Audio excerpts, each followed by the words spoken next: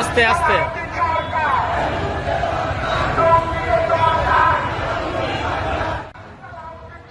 মহান বিজয় দিবস উপলক্ষে গাজীপুরের টঙ্গীতে এক শোভাযাত্রা ও বিজয় মিছিল করেছে বিএনপির সহযোগী সংগঠনের নেতাকর্মীরা।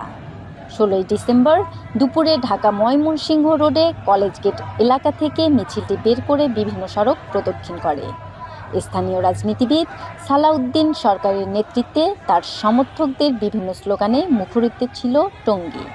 মিছিল শেষে নেতাকর্মীরা বলেন, 16 বছর পর দেশে স্বৈরাচারী শাসনের অবসান ঘটেছে। সাধারণ মানুষ বিজয় দিবসটি এবার স্বস্তি ও আনন্দের সাথে উদযাপন করছে। বক্তারা এই বিজয়কে একটি বড় রাজনৈতিক ও সামাজিক পরিবর্তনের অংশ হিসেবে অভিহিত করেন। তারা বলেন, স্বৈরাচারী শাসনের অবসান জনগণের এক বড় বিজয়।